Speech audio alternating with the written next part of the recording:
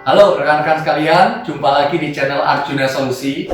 Hari ini kita akan review untuk flow meter merek Suto I-Tech ya. Jadi secara garis besar flow meter itu yang kita mau review hari ini ada dua jenis. Ini ada tipe yang biasa dipasang di point of use. Jadi ini diameternya ada mulai 1/4 in sampai dengan 1 in. Nah ini yang kita 1 in, terus ini ada extension incian grad 1 in.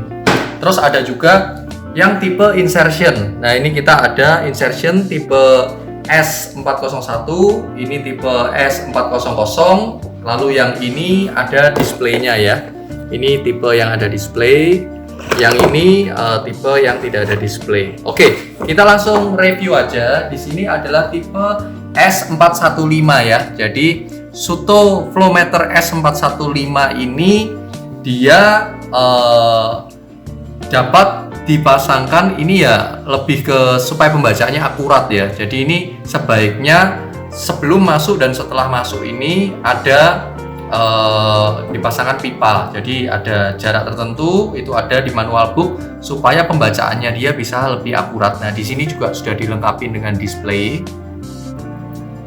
Untuk S415 ini kalau misalnya dikasih power udah ada display dan bisa dikonekkan ke handphone. Nanti kita akan review berikutnya. Tetapi kalau mau dikonekkan pergi ke data logger, display seperti ini juga bisa karena di sini kelebihannya bisa nanti kita recording dan ada grafiknya. Kalau S415 ini bisa kita lihat tetapi tidak ada recordingnya. Jadi untuk grafik kita tidak bisa cek.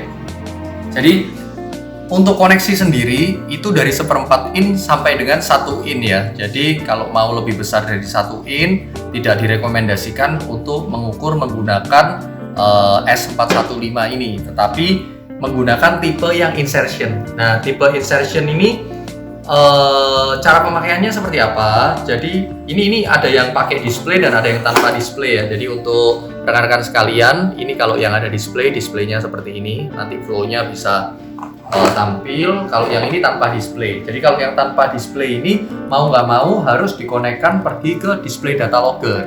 Cuman kelebihannya nanti rekan-rekan sekalian bisa mengecek sampai ke konsumsi dan ada grafiknya. Jadi di logging untuk setiap konsumsi flow-nya.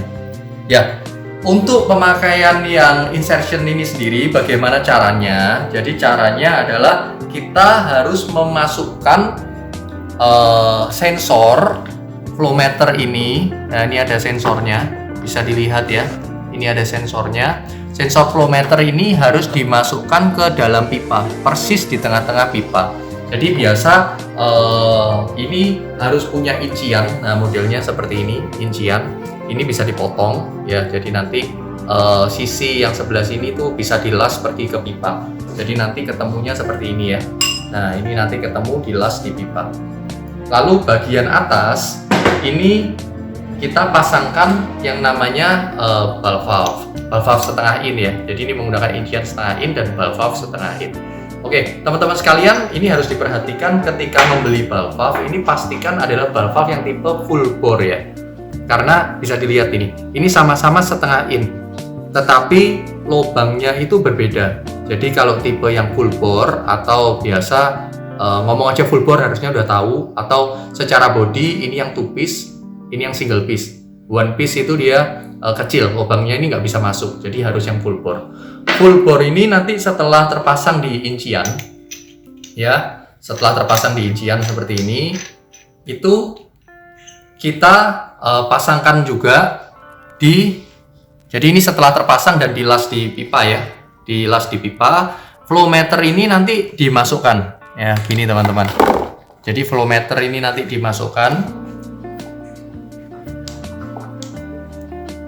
Oke, flowmeter ini dimasukkan. Nanti ini ada penguncinya, tetapi ini flowmeter ini sendiri nanti bisa didorong ya.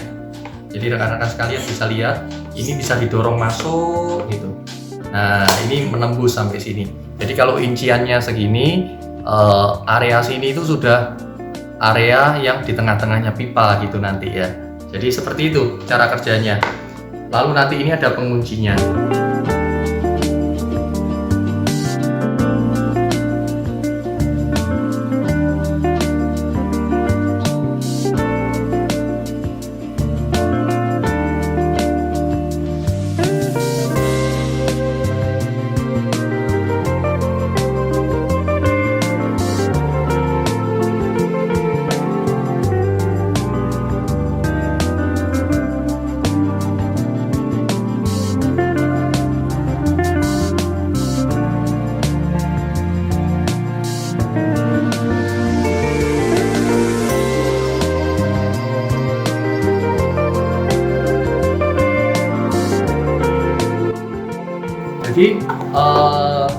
di manual book juga dijelaskan.